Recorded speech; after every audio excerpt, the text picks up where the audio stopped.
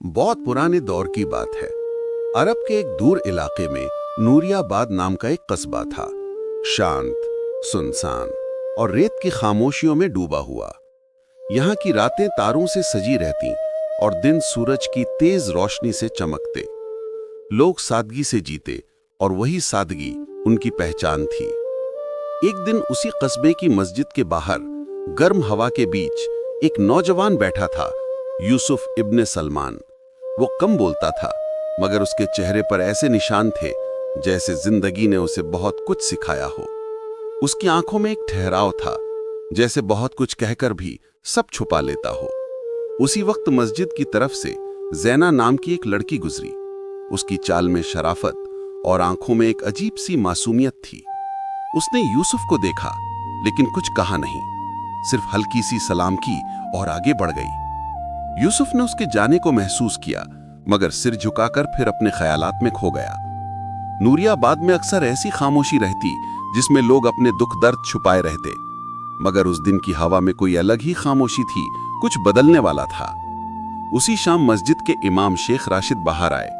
उन्होंने यूसुफ को देखा और कहा, बेटा, कभी कभी इंसान को अपने रब के सामने खुलकर रो लेना चाहिए ताकि दिल हल्का हो जाए। यूसुफ ने सिर उठाया। एक क्षण के लिए उसकी आंखें भीग गईं, मगर उसने चुपचाप सिर झुका लिया। शेख राशिद ने उसकी पीठ पर हाथ रखा और अंदर चले गए। यूसुफ देर तक मस्जिद की दीवार के सहारे बैठा रहा, जैसे वो किसी अधूरी कहानी के अगले पन्ने का इंतजार कर रहा हो। उधर जैना अपने घर पहुंचकर खिड़की से बाहर झांक रही थी। दूर से मस्जिद की मीनारें दिखाई दे रही थीं और हवा में अजान की आवाज घुल रही थी। उसका दिल अजीब तरह से बेचैन था। वो खुद भी समझ नहीं पा रही थी क्यों। नूरियाबाद की रात ढल रही थी और इसी खामोशी में किसी अनदेखी कहानी के धागे बुने जा रहे थे, जिन्हें जमाना बाद में तकदीर का नाम देगा। रात पूरी तरह उतर चुकी थी। नूरियाबाद की गलियों में सिर्फ चांद की हल्की रोशनी और हवा की सरसराहट बाकी थी। यूसुफ मस्जिद से उठकर अपने पुराने मिट्टी के बने घर की तरफ चला। दरवाजा खोलते ही एक पुरानी सी खुशबू कमरे में बिखरी। वही खुशबू जो उसकी मां फातिमा बीबी के जमाने में रहती थी। अब वो दुनिया में नहीं थी, मगर उनकी मौजूदगी घर की हर चीज में महसूस होती थी। यूसुफ अपने छोटे से कमरे में बैठा एक पुराना सा डिब्बा निकाला। उसमें कुछ यादें थीं, एक टूटे हुए तसब्बुह के दाने, मां की पुरानी दुआ और एक चिट्ठी जिसमें लिखा था, बेटा, जब जिंदगी से हार जाओ तो समझ लेना कि रब तुम्हारी परीक्षा ले रहा है, और जब जीत जाओ तो समझ लेना कि रब तुम्हारी दुआ सुन रहा है। यूसुफ ने चिट्ठी को छूकर अपनी आंखों से लगाया। उसके अंदर जो बेचैनी थी वो रात की खामोशी में और गहरी होती जा रही थी। दूसरी तरफ जैना अपने आंगन में बैठी थी। आसमान तारों से भरा था। उसके वालिद हकीम जुबैद अपनी किताबें समेटकर बाहर आए और बोले, जैना बेटी, तुम आज कुछ उदास लग रही हो, सब खैरियत? जैना ने झिझकते हुए कहा, अब्बा, कभी कभी लगता है कि कुछ बदलने वाला है, बस समझ नहीं आ रहा क्या।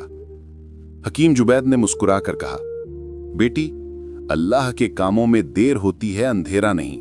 जो चीज तेरे लिए लिखी है वो तुझ तक जरूर आएगी।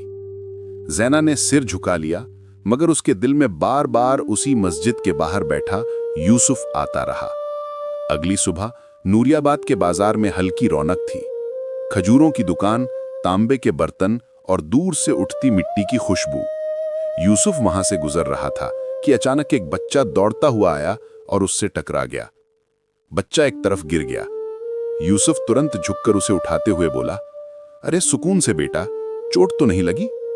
बच्चे ने सिर हिलाया, मगर दूर खड़ी एक महिला तेजी से आई। वो थी जैना।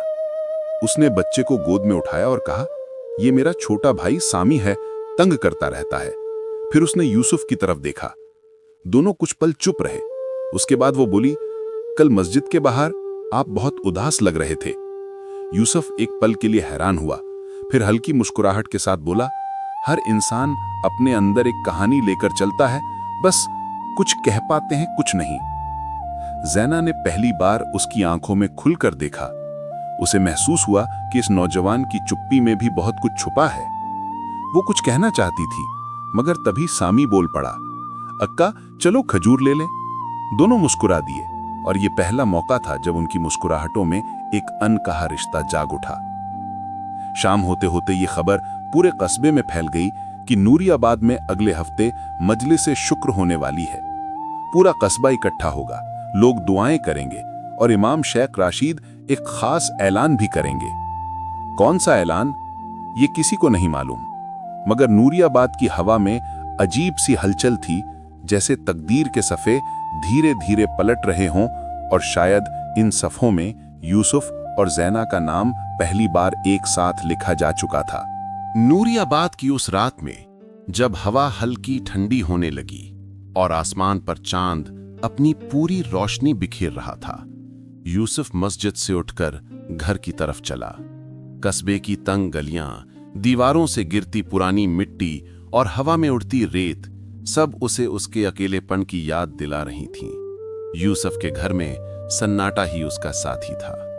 वो एक छोटे कमरे में रहता था, जिसकी दीवारों पर वक्त के धब्बे और छत पर टूटे हिस्सों से आती ठंडी हवा उसके हालात बयान कर रही थी। उसने पानी पिया, चटाई पर बैठा और लंबी सांस लेकर आसमान की तरफ देखने लगा। अचानक उसे शेख राशिद के शब्द याद आए, दिल हल्का कर ले, वरना बोझ इंसान को अंदर ही अंदर तोड़ देता है। उसकी आंखें भर आईं, मगर उसने आंसू रोक लिए। यूसुफ ने खुद से वादा किया, वो टूटेगा नहीं। उधर जैना अपने कमरे की खिड़की से बाहर देख रही थी। मस्जिद की मीनारें दूर से ऐसे लग रही थीं जैसे कोई पहरेदार सारी रात कस्बे की निगरानी कर रहा हो। वो सोच रही थी कि यूसुफ इतना उदास क्यों लगता है। उसने कभी उससे बात नहीं की थी, मगर उसके चेहरे पर लिखी दास्तान पढ़ने की कोशिश हमेशा करती रही थी। उसकी माँ ने पास आकर कहा, जैना बेटा सो जाओ, रात ज्यादा हो गई है। वो धीमे से मुस्कुराई और बोली, जी अम्मी, मगर उसका दिल अब भी बेचैनी से भरा हुआ था। अगली सुबह नूरियाबाद में सूरज उगा तो रोशनी हर तरफ फैल गई। लोग अपने अपने काम पर निकल चुके थे। बाजार में खजूर बेचने वाले, पानी भरने जाने वाले बच्चे और दूर से आती ऊंटों की घंटियों की आवाज सब मिलकर रोज की चहल पहल बना रहे थे। यूसुफ भी अपने काम के लिए निकल पड़ा। वो कस्बे के पुराने कुएं के पास मजदूरी करता था। कभी पानी भरकर लोगों तक पहुंचाता, कभी थोड़े पैसों में सामान ढो देता। आज सुबह वो काम में थोड़ा डूबा ही था कि शेख राशिद वहां आए। उन्होंने मुस्कुराकर पूछा, कैसा है आज दिल? यूसुफ ने पहली बार हल्की सी मुस्कुराहट दी और बोला, दुआओं के सहारे चल रहा है शेख। शेख ने उसकी पीठ थपथपाई और आगे बढ़ गए। यूसुफ ने उनकी ओर देखते हुए सोचा, अल्लाह कुछ भी कर सकता है, शायद मेरी जिंदगी भी कभी बदल जाए। उसी दोपहर ज़ैनब पानी भरने के लिए उसी कुएं पर आई। उसने यूसुफ को देखा, मगर आज उसके चेहरे पर उदासी की जगह हल्की सी रौनक थी। वो कुछ कहने की हिम्मत तो नहीं जुटा पाई, पर उसने मुस्कुराकर सलाम किया। यूसुफ चौंक गया, एक पल को चुप रहा, फिर जवाब दिया, वालेकुम अस्सलाम। उनके बीच पहली बार ऐसा एहसास पैदा हुआ जैसे जिंदगी किसी नए मोड़ की तरफ बढ़ रही हो। ज़ैना पानी भरकर चली गई, मगर यूसुफ काफी देर तक वहीं खड़ा रह गया, दिल में एक अजीब सी गर्माहट लिए हुए। सूरज डूबने लगा, कस्बे पर शाम उतर आई और नूरियाबाद की गलियों में उस दिन एक ऐसी हवा बह रही थी जिसमें उम्मीद की खुशबू मिली हुई थी, जैसे किसी बंद दरवाजे की कुंडी धीरे धीरे खुलने लगी हो। वीडियो अच्छी लगी हो तो लाइक, सब्सक्राइब, कमेंट करें। अस्सलामु अलैकुम।